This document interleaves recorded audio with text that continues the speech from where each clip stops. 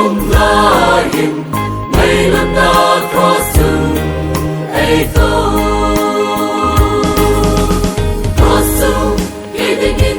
doon sa tam na adi Kasi na ziin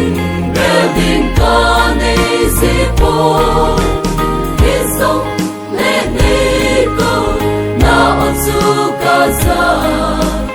Kakipatangeye Oh hallelujah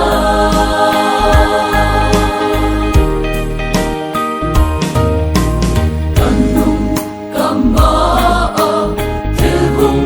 lungding ho Kalungap na ding abuo Atin sugalong Ngap na lehat na Radang nale Rahat na bulpi ani Kroso kidingin doon sa tam na ani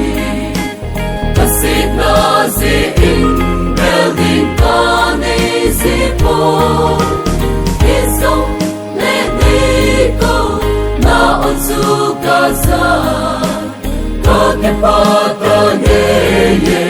Oh hallelujah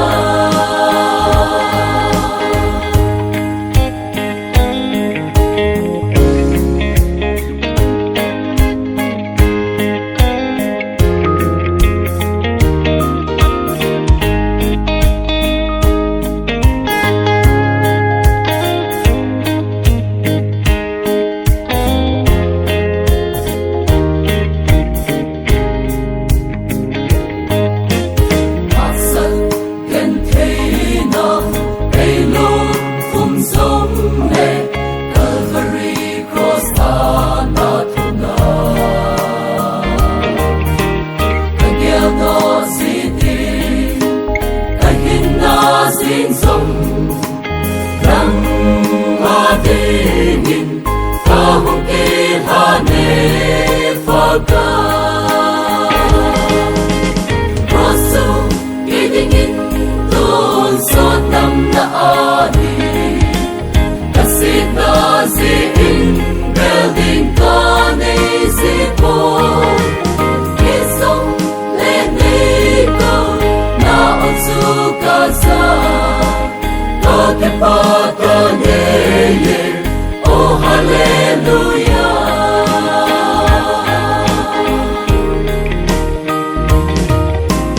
Hoy di levando No diao igeltsu Ahin ko lu'y tseng tataken Akay ko nal na Cross po din hong hem No na bagong Kontepan daw kul atsu Raso kidingin doon sa tam na adi Kasit na ziing building ka ni zipo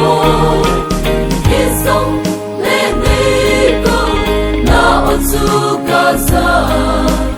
Kakipatangeye Oh hallelujah